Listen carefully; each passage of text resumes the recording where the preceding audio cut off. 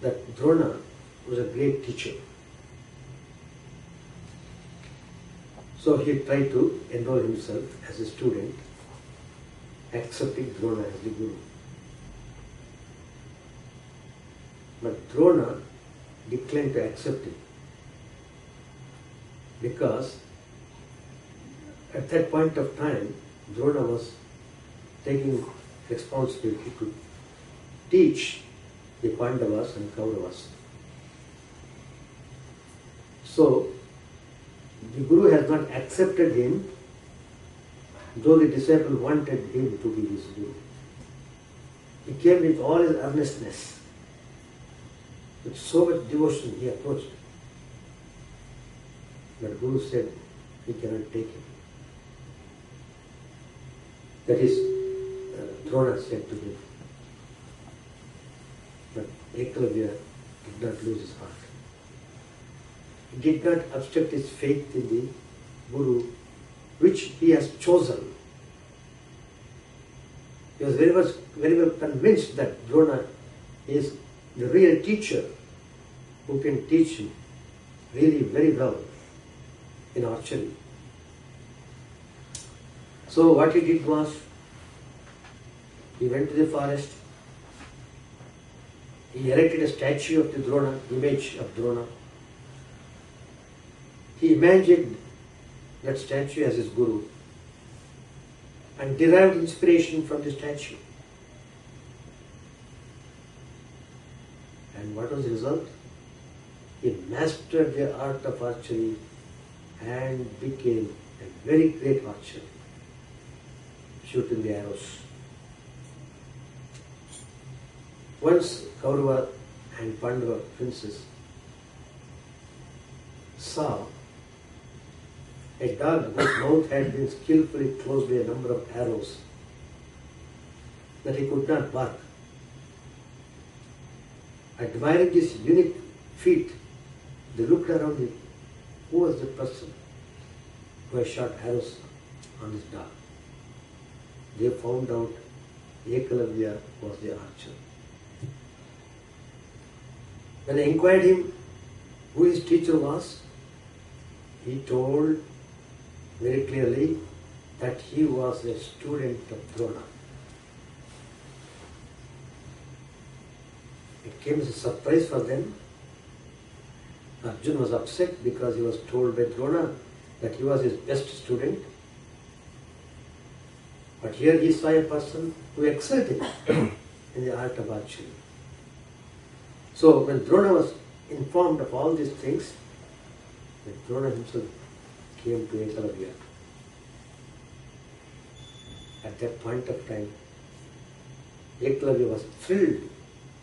He was in an ecstatic state. Why? To meet his Guru in person.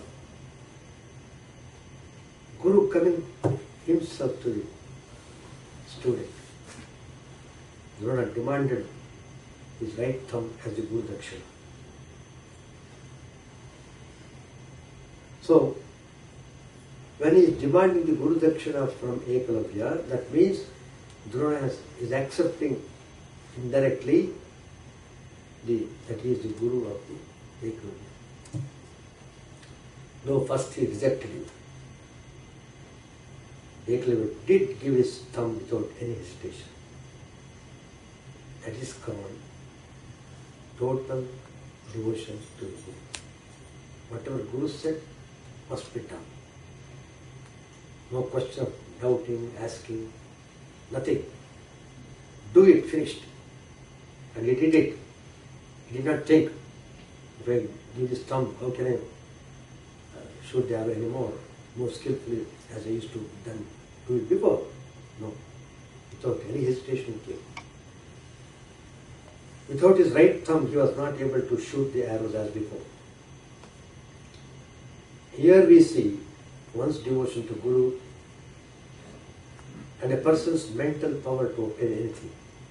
He just imagined an earthen statue as his Guru and attained the unachievable for a layman.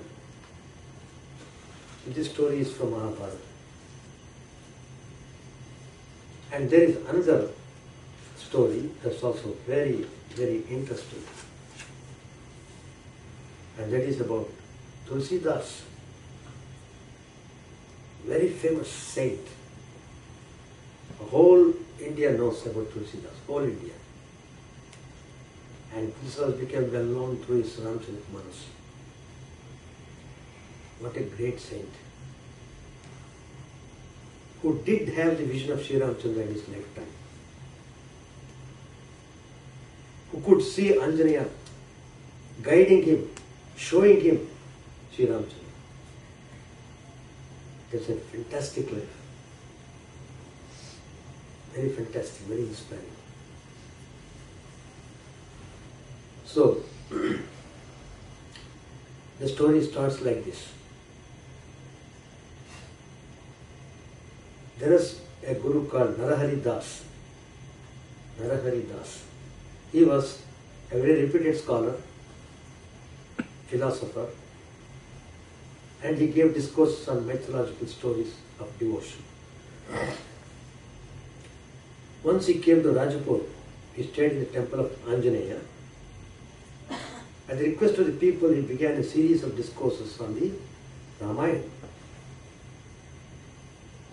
Tulsidas, before he became famous as Tulsidas, his name was Tularam. He attended that program, discourse by Narahari Das, in the Anjaneya temple. He was filled with pleasurable excitement. Discourses of this type, which blended music and literature, were a feast to him. He used to attend them every day without fail. Devotion to Rama lay like a seed in his heart. As he listened to discourses, it began to sprout. From that day onwards, his devotion to Rama was growing and growing. Every day, his boy Tularam sat right in front of Narahari Das and listened to his discourse with rapt attention. And the boy also joined the bhajan, singing melodiously. Narahari Das looked at this boy and somehow it provoked him to come closer to this boy.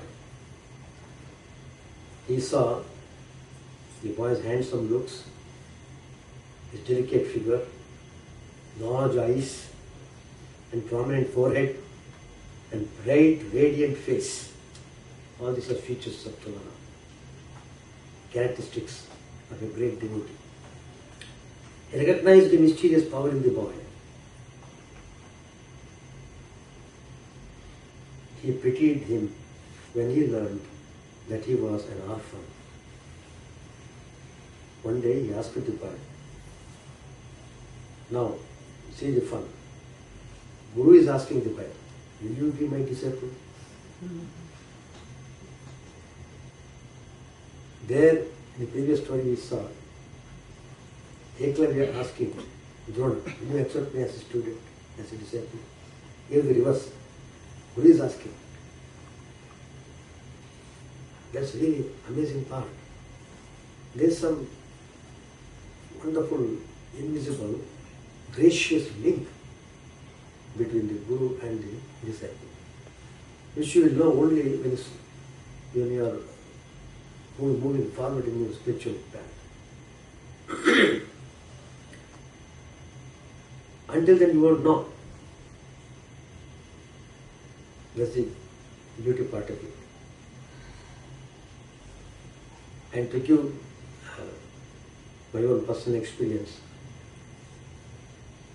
I had not studied Sri Ramakrishna, Holy Mother, directly. I didn't know anything about it. I came to Bangalore for college studies and I happened to see big signboard, Ramakrishna Ashram, etc.